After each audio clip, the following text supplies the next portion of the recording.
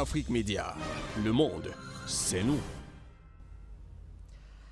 Mesdames, Messieurs, bonsoir et bienvenue sur ce plateau. Nous sommes dans le cadre d'un entretien. 72 heures après le vote des Guinéens, nous nous retrouvons aujourd'hui avec un des Guinéens les plus connus. Bien sûr, il s'agit de Mamadou Pathé Dieng. Mamadou Pathé Dieng, bonsoir. Et merci d'avoir accepté de passer sur le plateau d'Afrique Média ici à l'Hôtel Kaloum. Merci.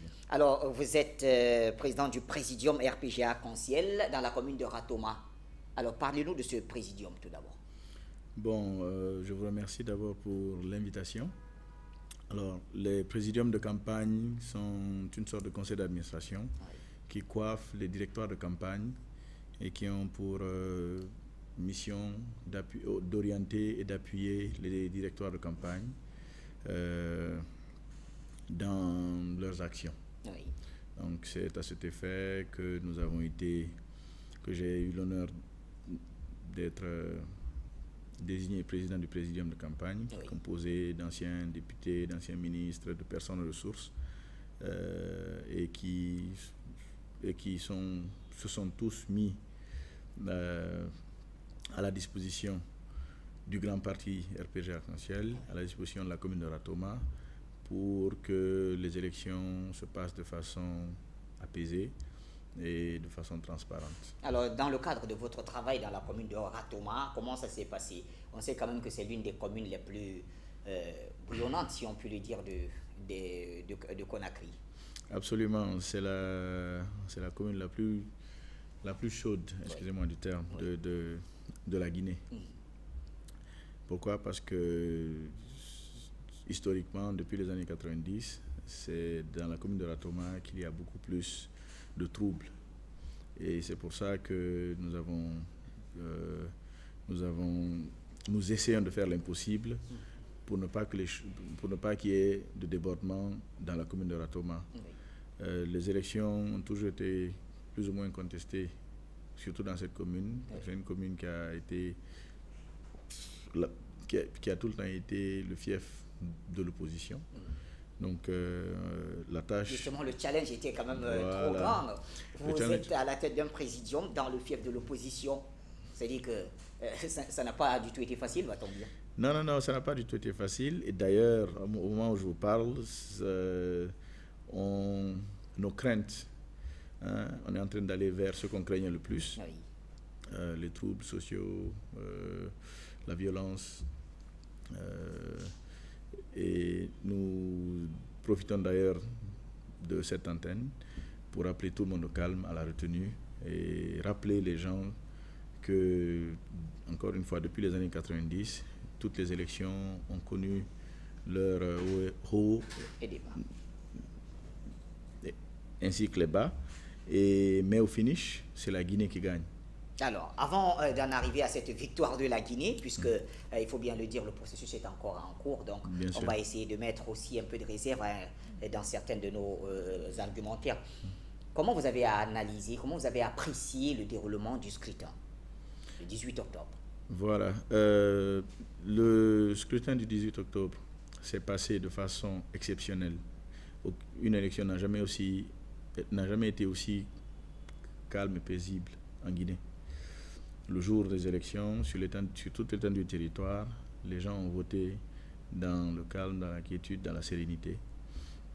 Et vous savez, la démocratie en Afrique est un processus, mais on a tendance à oublier que c'est un processus. On veut que les choses marchent de la meilleure façon sur le champ, alors qu'il y a des pays qui ont 200 ans de démocratie et qui continuent à avoir des problèmes. Le plus important, c'est de comprendre cela et de prendre ces problèmes et de trouver des solutions et évoluer. Alors, quand vous dites que les élections se sont passées dans l'ensemble, dans la paix et la quiétude, ce qui n'est pas faux, est-ce que cela serait dû, ou j'allais dire, qu'est-ce qui explique cela? Qu'est-ce qui explique que justement les Guinéens, pour les élections du 18 octobre, qui étaient pourtant annoncées très tendues, il y a eu un vote relativement calme? Oui, il y a eu un vote relativement calme parce que, bon, la réalité est que le plus grand parti de l'opposition a décidé de participer à l'élection et à donner des consignes. Et là, on parle de l'UFDG, l'Union des forces démocratiques de Guinée. Voilà, donner des consignes, demander à tout le monde d'aller voter. Oui. Et bien sûr, tout en étant sûr d'une certaine victoire. Oui. Voilà. Donc, ça, c'est un fait. Et le second fait, c'est que le peuple de Guinée est en train d'atteindre une certaine maturité démocratique. Lors de la campagne, par exemple, vous pouvez voir deux villages de campagne. Les villages, c'est des petits kiosques avec la musique qui sont carrément côte à côte. Et chacun parle de son candidat, chacun danse pour son candidat, et sans qu'il y ait de violence. Donc, et c'est justement ce que je disais. Mais pourquoi ce qui est perceptible au niveau du citoyen guinéen, parce que ce que vous dites est vérifiable. Nous, on était sur le terrain et on a vu beaucoup de villages de campagne comme ceux-là, où on pouvait retrouver le PADES ici avec le RPG arc-en-ciel de l'autre côté, on pouvait trouver l'UFDG et le PAC de l'autre côté. Donc, il y avait cette ambiance-là. Mais pourquoi c'est perceptible au niveau de cette population, mais au niveau des leaders, on a l'impression que c'est très tendu? Oui, au niveau des leaders, vous savez, beaucoup de leaders sont un peu victimes de leur propre politique au sein de leur formation. Que si, en fait, et c'est parfois ce qui attise les tensions, les leaders recadrent rarement leurs militants. Oui. Et parfois, il arrive des moments où les militants n'écoutent même pas vraiment le leader. Quand les militants veulent aller vers une chose, tel que ce qui se passe actuellement, les leaders, manquant parfois de responsabilité, suivent les militants, au lieu que ce soit les militants qui suivent le leader. Et ce qui fait que, mais encore une fois, tout ça fait partie du processus de démocratisation de l'Afrique. Les peuples sont petit à petit en train de comprendre les choses. Tu vois, les élections il y a 15-20 ans, les choses se passaient beaucoup plus mal que maintenant.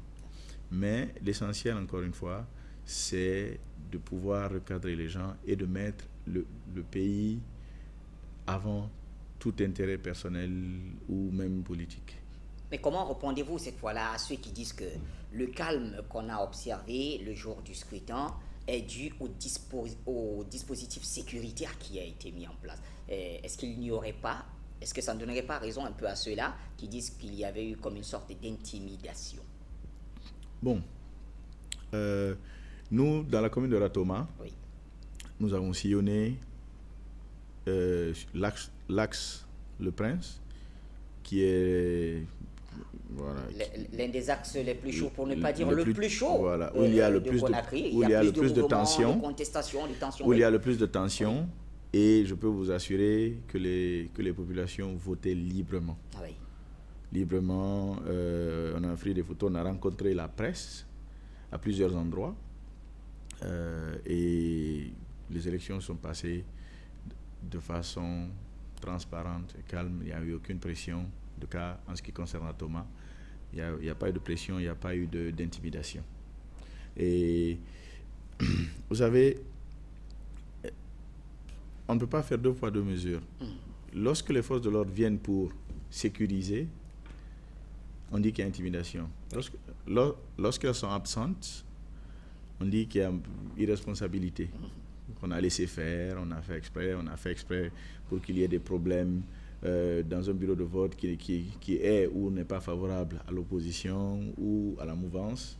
Et il y avait eu des rumeurs justement dans ce sens. Certains avaient peur. Vous savez, les fiefs sont connus. Certains avaient peur qu'il y ait des tensions, voilà, qu'il y ait des problèmes, que certains quittent leur fief pour aller créer des problèmes dans d'autres fiefs, espérant que ces bureaux de vote en question seraient annulés et tout ça. C'est pour ça que les forces de l'ordre aussi cherchaient à s'imposer, à avoir une présence de façon générale, malgré qu'il y avait plus de 830 bureaux de vote dans la Thomas.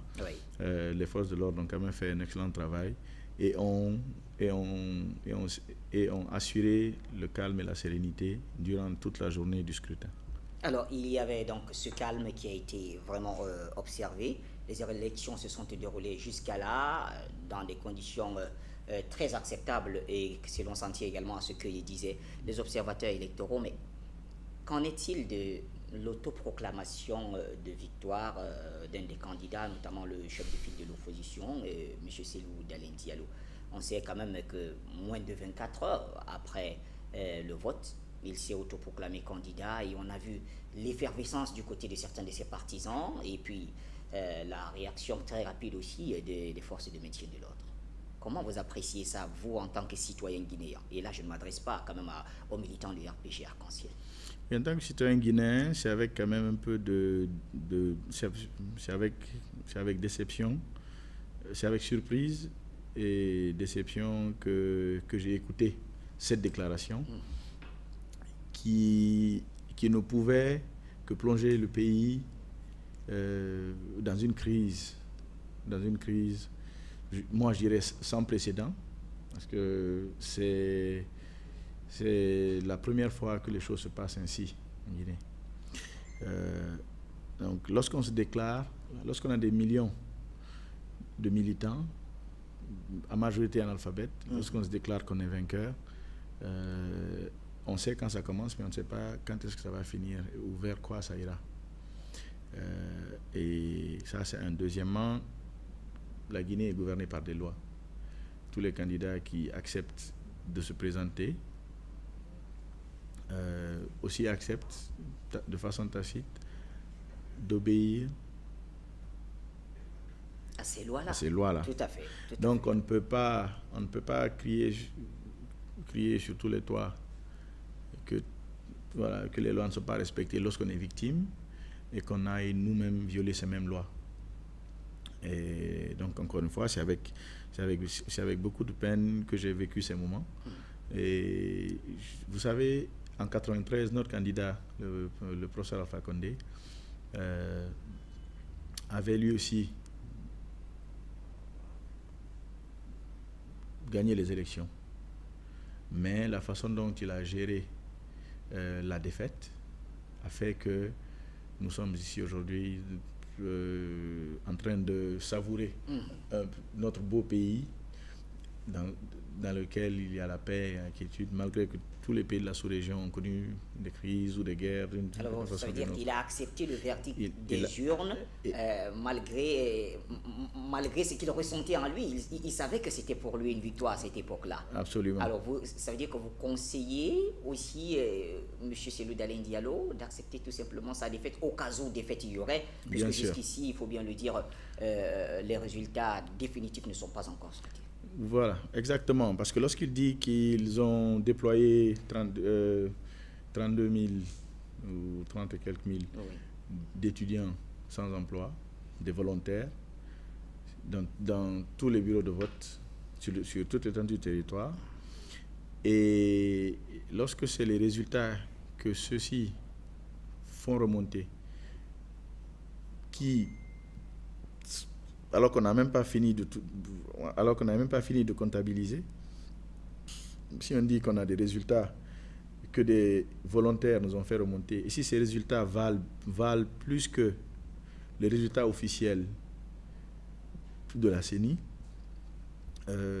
c'est qu'il y a un problème. C'est qu'il y a un problème. Et là, le problème viendrait d'où quand vous dites qu'il y a un problème? Non, c'est qu'il y a un problème. Pourquoi? Il y a deux choses. Soit on sait qu'on a perdu d'avance et on veut qu'il y ait une crise. On veut créer une crise, espérant bien sûr qu'il y aura des interventions de la communauté internationale ou qu'il y aura partage de pouvoir. En tout cas, on cherche à créer un moyen de pression. Donc soit c'est ça, parce que ces élections, vous savez, déjà, il y a eu la question du référendum récemment. Il y a eu les législatives qui étaient contestées, le référendum. Le 22 mars le 22 mars. Et aujourd'hui, on est en train d'aller vers une 4e République qui risque de mettre l'opposition actuelle en mauvaise posture. Oui, en minorité en tout cas. Parce que, vous savez, quand vous faites plus de 10 ans de combat, vous êtes essoufflé. Un parti fonctionne avec des contributions et autres. Et lorsqu'on contribue dans un parti pendant plus de 10 ans sans qu'il y ait un résultat probant, ce parti risque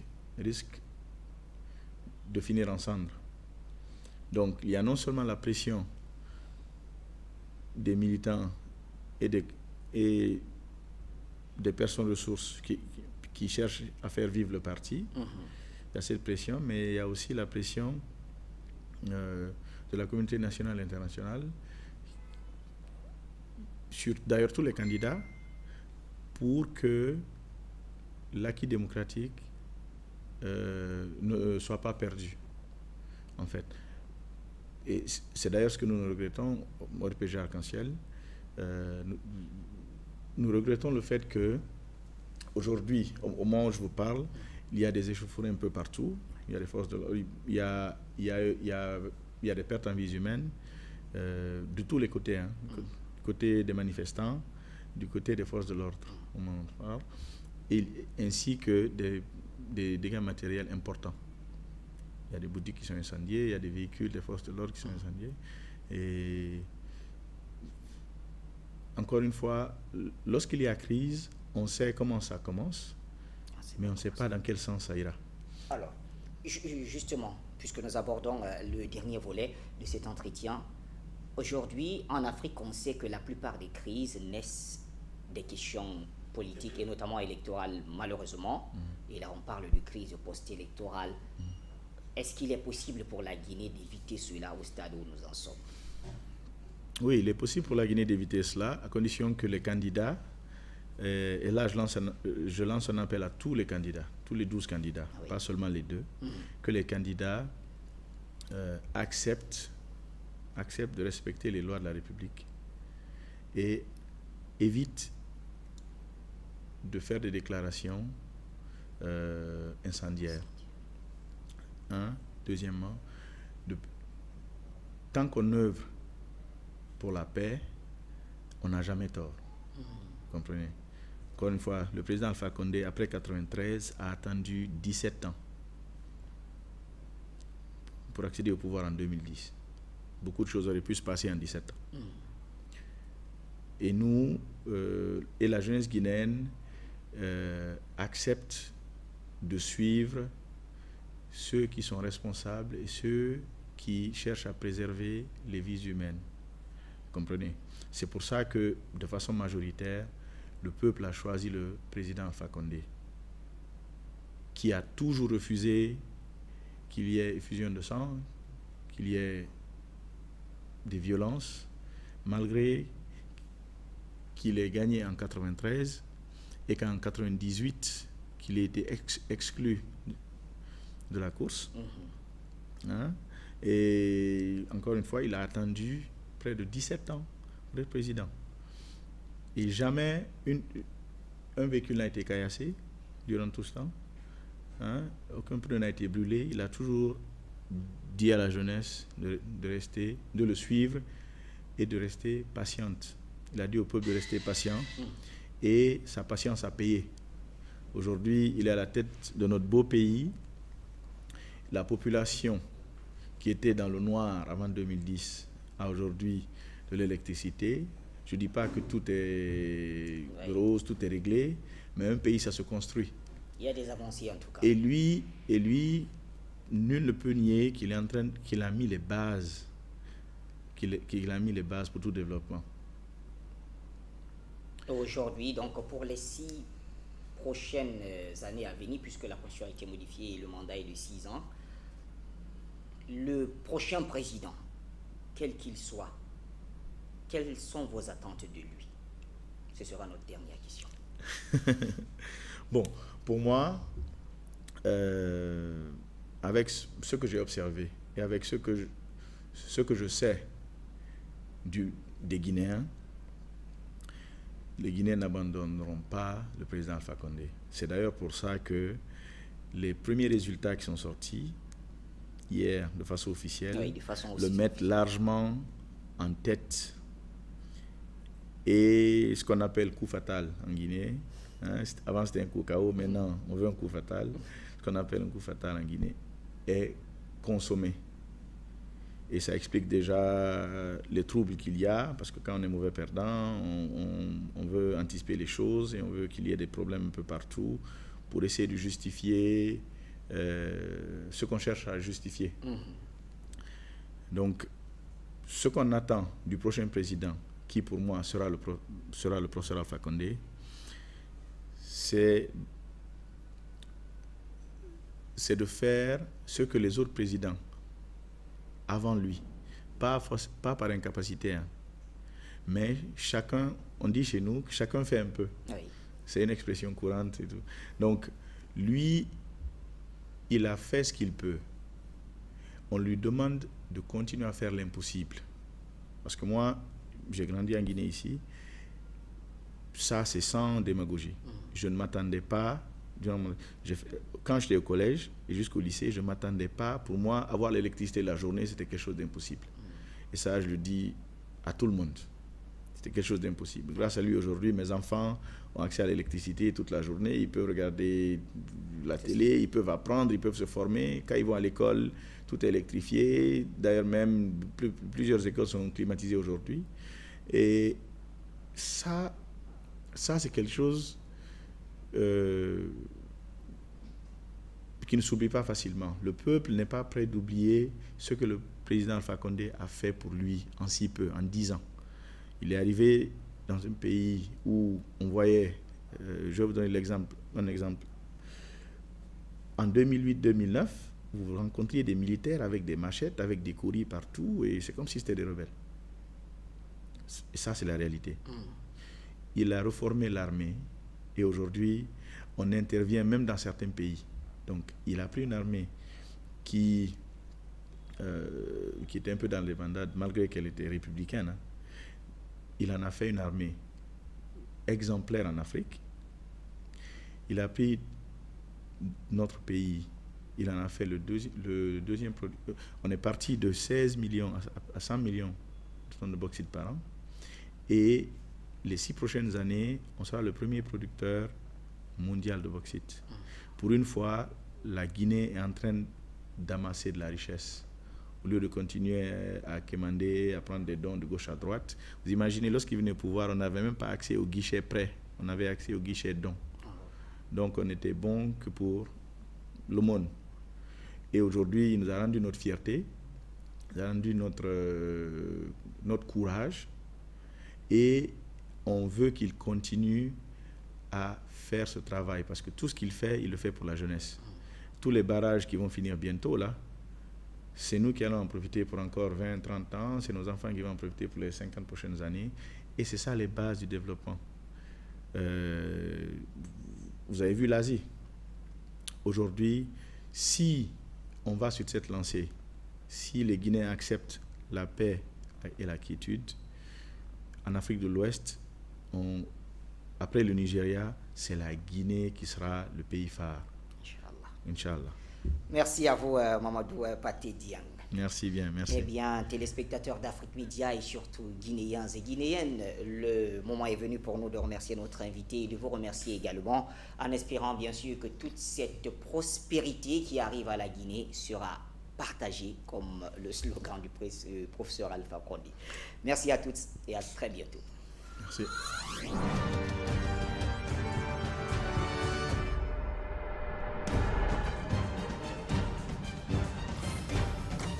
Afrique Média, le monde, c'est nous.